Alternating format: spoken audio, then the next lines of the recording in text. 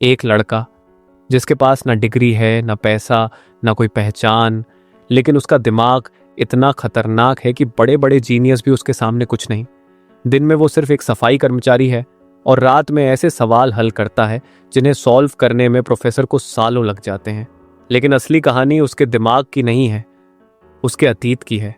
एक ऐसा अतीत जिसने उसे जीनियस तो बना दिया, लेकिन इंसान बनने से रोक दिया। और जब जिंदगी उसे एक मौका देती है सब कुछ बदलने का, तो वो खुद ही सब कुछ बर्बाद करने पर उतर आता है। आखिर कौन है ये लड़का और क्यों भाग रहा है अपनी ही जिंदगी से? आज की कहानी सिर्फ दिमाग की नहीं, दिल और डर की है। नमस्कार दोस्तों, मैं अंकित कुमार इस वीडियो में गुड विल हंटिंग मूवी को एक्सप्लेन करने वाला हूं। कहानी की शुरुआत होती है अमेरिका के एक जाने माने कॉलेज MIT में। इस वक्त हम प्रोफेसर जेरल्ड को अपनी मैथ्स की क्लास पढ़ाते हुए देखते हैं। लेक्चर खत्म होने के बाद उन्होंने अपने स्टूडेंट्स को बताया कि मैं क्लास के बाहर बोर्ड पर मैथ्स का एक बहुत मुश्किल सवाल लिखने वाला हूं, और अगर तुम में से किसी ने भी इसे सॉल्व कर दिया तो कॉलेज में तुम्हारा नाम सुनहरे अक्षरों से लिखा जाएगा। उन्होंने अपने स्टूडेंट्स को मोटिवेट भी किया, ये कहकर कि पहले भी मेरे कुछ स्टूडेंट्स इस क्वेश्चन को सॉल्व कर चुके हैं और आज के दिन वो अपनी फील्ड में टॉप पर हैं। ये सवाल बहुत मुश्किल है, ये देखते हुए प्रोफेसर जेरल्ड ने उन्हें सेमेस्टर के आखिर तक का वक्त दिया ताकि वो आराम से समय लेकर इसे सॉल्व कर सकें। लेक्चर खत्म हुआ और फिर हमने विल हंटिंग नाम के एक आदमी को देखा जो वहां पर साफ सफाई का काम करता था। उसने वह मैथ्स प्रॉब्लम देखी जो प्रोफेसर ने लिखी थी। विल बाद में अपने घर गया और बाथरूम के शीशे पर इक्वेशन सॉल्व करने लगा। अगले दिन जब वह वहां बिल्कुल अकेला था, उसने चौक उठाया और प्रॉब्लम का आंसर लिख दिया। यह बहुत बड़ी बात थी क्योंकि उसने इस सवाल का जवाब सिर्फ एक दिन में निकाल दिया था। काम के अलावा विल अपना सारा समय अपने दोस्तों के साथ मटरगश्ती करते हुए बिताता था। एक दिन जब वह एक बेसबॉल मैच देख रहा था तो विल ने एक लड़के को देखा जो स्कूल में उसे परेशान करता था। उसे देखते ही विल के अंदर गुस्सा फूट गया। वह अपने दोस्तों के साथ उस लड़के के पास गया और लड़ाई शुरू कर दी। अंत में विल ने बदला लेते हुए उस लड़के को बहुत मारा।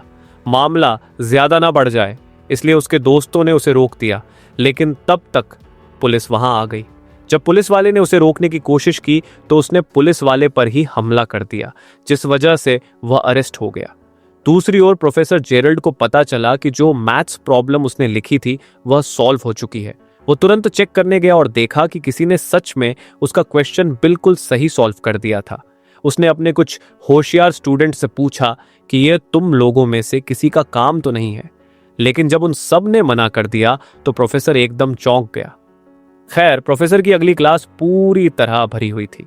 सब लोग जानना चाहते थे कि आखिर वो अनजान मैथ्स जीनियस है कौन।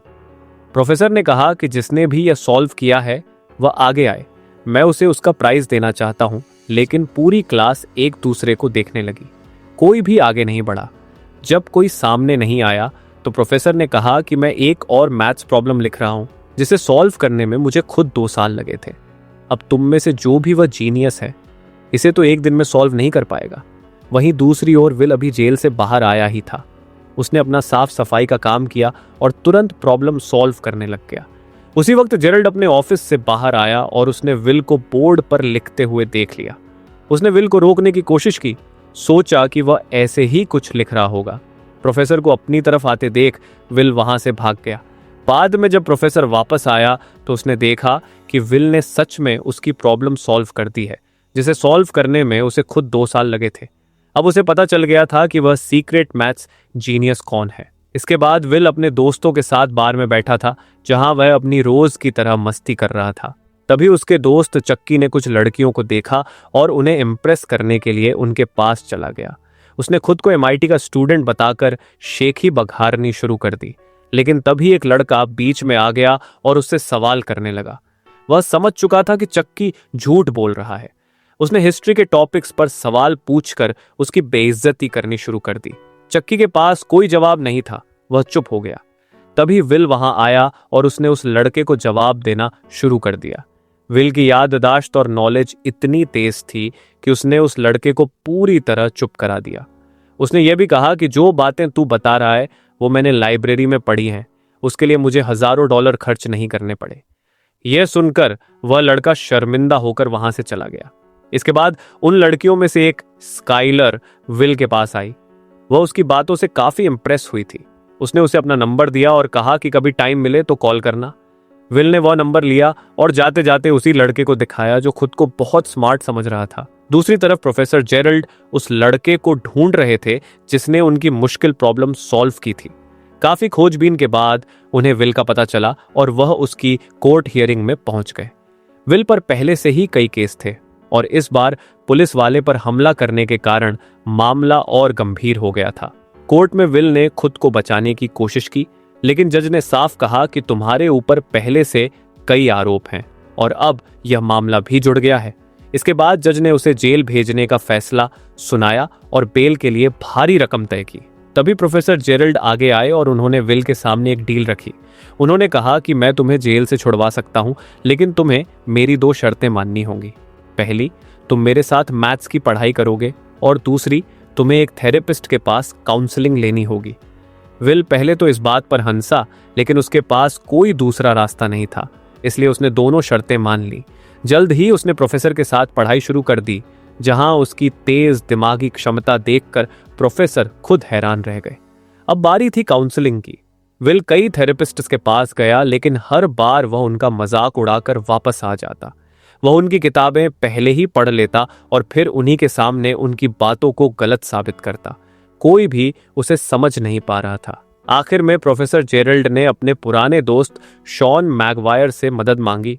शॉन पहले तो तैयार नहीं था, लेकिन जब उसे पता चला कि विल एक जीनियस है और गलत रास्ते पर जा सकता है, तो वह मान गया। जब विल पहली बार शॉन से मिला तो उसने वही किया जो वह बाकी थेरेपिस्ट्स के साथ करता था। उसने उसकी किताब पढ़ रखी थी और उसका मजाक उड़ाने लगा। लेकिन इस बार शॉन अलग था। उसने विल को रोकने की कोशिश नहीं की, बल्कि शांत रहकर उसकी बातें सुनता रहा। तभी विल की नजर एक पेंटिंग पर पड़ी जो शॉन ने खुद बनाई थी। विल ने उस पेंटिंग को देखकर शॉन की जिंदगी पर तंज कसना शुरू कर दिया। शुरू में शॉन शांत रहा, लेकिन जब विल ने उसकी पत्नी के बारे में गलत बातें करनी शुरू की तो वह गुस्से में आ गया और उसने विल को पकड़ लिया। उसने उसे सख्त चेतावनी दी कि मेरी पत्नी के बारे में कुछ मत कहना। इसके बाद सेशन खत्म हो गया और विल चला गया, ये सोचकर कि उसने इस थेरेपिस्ट को भी तोड़ दिया। लेकिन इस बार कहानी अलग थी। शॉन ने प्रोफेसर जेरल्ड से साफ कहा कि वह विल की काउंसलिंग जारी रखेगा। अगले हफ्ते विल फिर से उसके पास आया। इस बार शॉन उसे अपने ऑफिस में बैठाकर सवाल जवाब करने के बजाय बाहर ले गया। वह उसे एक पार्क में ले गया और वहीं बैठकर उससे बात करने लगा। शॉन ने कहा कि तुम बहुत कुछ जानते हो, किताबों में लिखी हर बात तुम्हें याद है, लेकिन असली जिंदगी का अनुभव तुम्हारे पास नहीं है। तुमने पेंटिंग्स के बारे में पढ़ा है, लेकिन कभी किसी पेंटिंग को महसूस नहीं किया। तुमने प्यार के बारे में पढ़ा है, लेकिन कभी सच्चा प्यार जिया नहीं। वह आगे कहता है कि तुम बहुत स्मार्ट हो, लेकिन अंदर से डरे हुए हो। तुम लोगों को अपने पास आने नहीं देते क्योंकि तुम्हें डर है कि कहीं वो तुम्हें छोड़कर ना चले जाए। विल उसकी बातें सुन रहा था, लेकिन कुछ बोल नहीं रहा था। दूसरी तरफ विल अपनी रोजमर्रा की जिंदगी भी जी रहा था। वह अपने दोस्त चक्की के साथ कंस्ट्रक्शन साइट पर काम करता था। वहीं दूसरी ओर वह स्काइलर के बारे में सोचता रहता था, लेकिन उसे कॉल करने से डरता था। अगले थेरेपी सेशन में विल और शॉन दोनों एक दूसरे के सामने बैठे रहे, लेकिन किसी ने कुछ नहीं कहा। पूरा 1 घंटा खामोशी में बीत गया।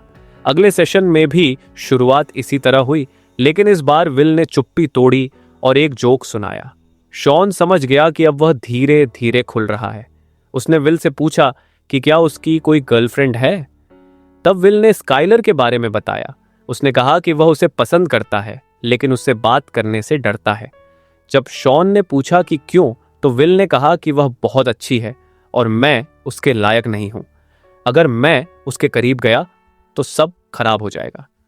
शॉन ने उसे समझाया कि कोई भी इंसान परफेक्ट नहीं होता। हर किसी में कुछ अच्छी और कुछ खराब बातें होती हैं। जरूरी यह है कि वह इंसान तुम्हारे लिए सही है या नहीं। फिर उसने अपनी पत्नी के बारे में बताया। उसने कहा कि वह परफेक्ट नहीं थी, लेकिन उसके लिए सबसे खास थी। इस बातचीत के बाद दोनों के बीच एक अलग ही कनेक्शन बन गया।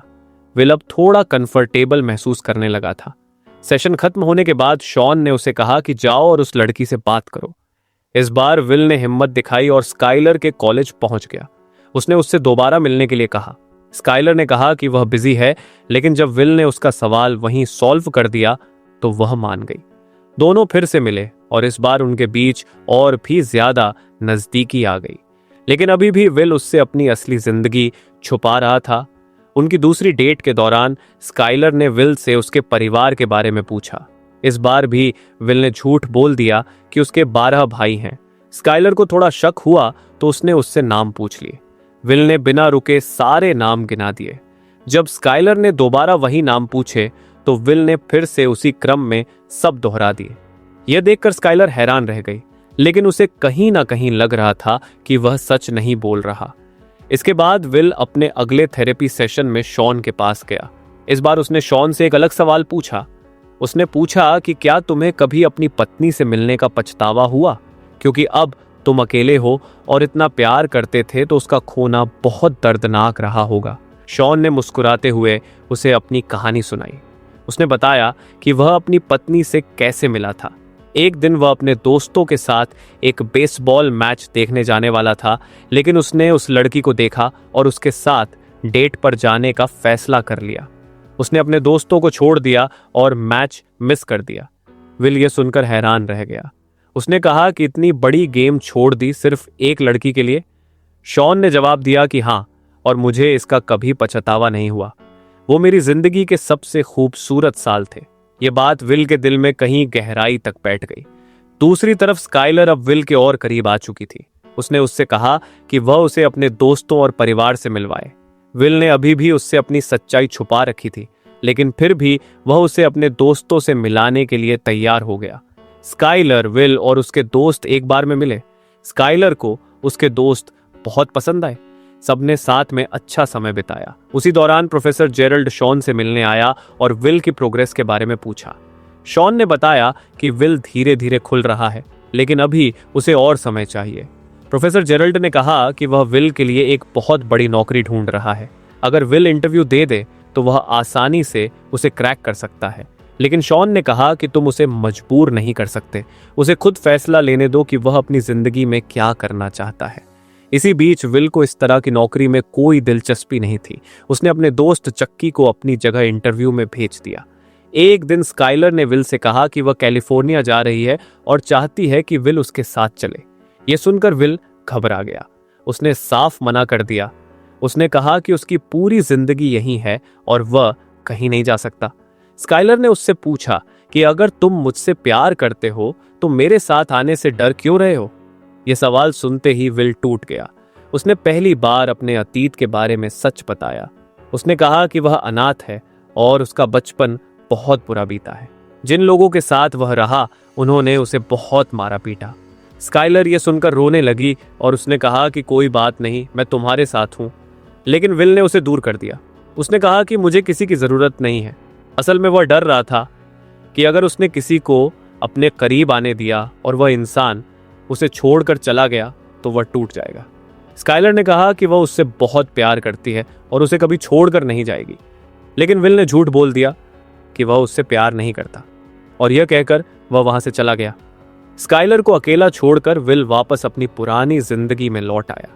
प्रोफेसर जेरल्ड के बहुत समझाने के बाद उसने आखिरकार नौकरी के इंटरव्यू के लिए हाँ कर दी, लेकिन अंदर से उसका मन अभी भी तैयार नहीं था। जब वह इंटरव्यू देने गया तो उसने जानबूझकर उसे सीरियसली नहीं लिया। वह वहां सिर्फ औपचारिकता निभाने गया था, क्योंकि उसे उस रास्ते पर जाना ही नहीं था जो दूसरे लोग उसके लिए तय कर रहे थे। दूसरी तरफ उसके थेरेपी सेशंस जारी थे। एक दिन शॉन ने उससे पूछा कि वह अपनी जिंदगी में सबसे ज्यादा किस पर भरोसा करता है। विल ने बिना सोचे जवाब दिया, अपने दोस्त चक्की पर। शॉन ने कहा कि हाँ, वह तुम्हारा सच्चा दोस्त है, लेकिन क्या तुम पूरी जिंदगी सिर्फ दोस्तों के साथ बिताओगे? तुम्हें अपनी जिंदगी का रास्ता खुद चुनना होगा। इस पर विल ने कहा कि उसे कोई बड़ी नौकरी नहीं चाहिए। वह कंस्ट्रक्शन साइट पर काम करके भी अपनी जिंदगी जी सकता है। शॉन ने उसे समझाया कि यही तुम्हारा डर है। तुम अपने कंफर्ट जोन से बाहर नहीं आना चाहते।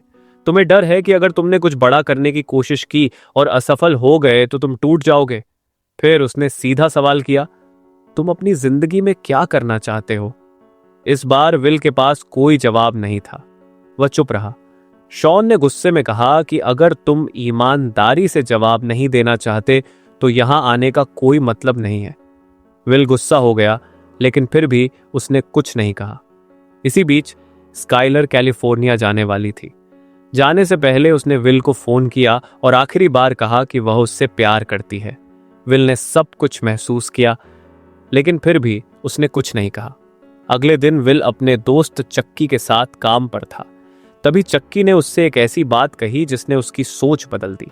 उसने कहा कि देख, 10 साल बाद मैं तो यहीं मिलूंगा, लेकिन अगर तू भी यहीं मिला ना तो मुझे बहुत बुरा लगेगा। उसने कहा कि जब भी मैं तुझे लेने आता हूं, मेरे दिल में यही आता है कि काश आज तू यहां ना मिले, काश तू कहीं और हो, कुछ बड़ा कर रहा हो अपनी जिंदगी में। यह बात विल के दिल में गहराई तक उतर गई। दूसरी तरफ प्रोफेसर जेरल्ड और शॉन के बीच बहस हो रही थी। जेरल्ड चाहता था कि विल अपनी टैलेंट का सही इस्तेमाल करे, जबकि शॉन चाहता था कि विल खुद फैसला ले। इसी दौरान विल वहां पहुंच गया और उनकी बातें सुन ली। शॉन ने आज एक अलग तरीका अपनाया। उसने विल को उसकी पुरानी फाइल दिखाई, जिसमें उसके शरीर पर पड़े जख्मों की तस्वीरें थीं। फिर वह उसके पास आया और धीरे से कहा, जो कुछ भी तुम्हारे साथ हुआ वह तुम्हारी गलती नहीं थी।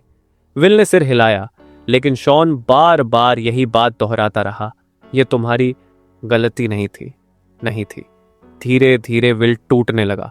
उसकी आंखों में आंसू आ गए। उसने शॉन को धक्का दिया, लेकिन शॉन फिर भी यही कहता रहा और आखिरकार विल टूट गया। वह शॉन से लिपटकर जोर जोर से रोने लगा। सालों से दबा हुआ उसका दर्द आज बाहर आ चुका था। यही वह पल था जब विल ने अपने अतीत को छोड़कर आगे बढ़ने का फैसला किया। इसके बाद उसने कहा कि वह उन नौकरियों में से एक चुनेगा जो प्रोफेसर जेरल्ड ने उसके लिए रखी हैं। उसका आखिरी थेरेपी सेशन खत्म हुआ। जाते वक्त उसने शॉन से पूछा कि क्या वह बाद में भी उससे मिलने आ सकता है। शॉन ने मुस्कुराकर कहा, तुम्हारे लिए दरवाजे हमेशा खुले हैं। इसके बाद विल अपने दोस्तों के पास गया। उसके 21वें जन्मदिन पर उसके दोस्तों ने मिलकर उसे एक कार गिफ्ट की। वह कार नई नहीं थी, लेकिन विल के लिए वह बहुत खास थी, क्योंकि वह उसके दोस्तों का प्यार था। दूसरी तरफ प्रोफेसर जेरल्ड ने शॉन से माफी मांगी और दोनों पुराने दोस्त फिर से एक हो गए। शॉन ने बताया कि वह अब दुनिया घूमने जा रहा है। कुछ समय बाद विल शॉन के घर गया। उसने दरवाजे पर एक चिट्ठी छोड़ी और बिना किसी को बताए वहां से चला गया। अगले दिन चक्की उसे लेने उसके घर पहुंचा, लेकिन वहां कोई नहीं था। उसने खिड़की से देखा, घर खाली था और वह मुस्कुरा दिया, क्योंकि उसे समझ आ गया था कि उसका दोस्त आखिरकार अपनी जिंदगी का रास्ता चुन चुका है। दूसरी तरफ शॉन को विल की चिट्ठी मिली। उसमें लिखा था, मैं नौकरी लेने नहीं जा रहा, मैं कैलिफोर्निया जा रहा हूं स्काइलर से मिलने। यह पढ़कर शॉन मुस्कुरा दिया और धीरे से कहा, अच्छा है, आखिरकार उसने सही फैसला लिया। इसी के साथ हम आपसे विदा लेते हैं। अगर वीडियो अच्छा लगा हो तो वीडियो को लाइक करें और साथ ही इसी तरह की और वीडियो देखने के लिए चैनल को सब्सक्राइब करना न भूलें। धन्यवाद।